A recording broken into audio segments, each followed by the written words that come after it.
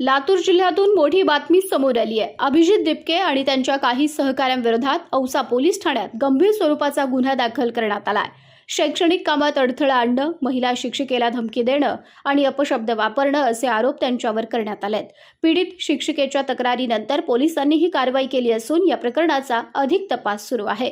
दरम्यान अभिजित दिपके यांनी हे आरोप फेटाळत आपली बाजू मांडली आहे। जिल्हा परिषद शाळेचे सर्वेक्षण केल्यामुळेच आपल्यावर गुन्हा दाखल करण्यात आला असा दावा त्यांनी केला आहे। दिपके यांच्या म्हणण्यानुसार शाळेच्या पाहणी दरम्यान तिथली परिस्थिती गंभीर असल्याचं त्यांच्या निदर्शनास आलं।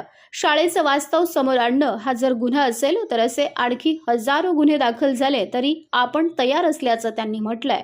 त्यामुळे अभिजित दिपके यांच्यावरील आरोप आणि त्यांची बाजू यामुळे हे प्रकरण आता चांगलंच चर्चेत आलं असून पोलिसांच्या तपासानंतर नेमकं सत्य काय समोर येतं याकडे सर्वांचं लक्ष लागलंय।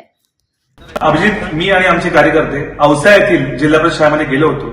त्या ठिकाणी गांजा पिला जात होता, शाळेच्या आवारामध्ये दारू पिली जात होती, त्या ठिकाणी शौचालयाची व्यवस्था नव्हती, तिथे बेंच नव्हते, लाईटची व्यवस्था नव्हती, तिथे पाण्याची व्यवस्था नव्हती, पूर्णपणे अस्वच्छता होती आणि सगळ्यात धक्कादायक बाब म्हणजे शाळेचा विद्यार्थी पण वाढवून दाखवावा यासाठी बाजूच्या इंग्लिश स्कूलमध्ये विद्यार्थी त्या ठिकाणी आणून बसवले होते।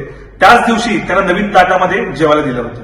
तर शाळेचं वास्तव जगासमोर आणणं हा जर गुन्हा असेल तर असे हजार गुन्हे घ्यायला आम्ही तयार आहोत।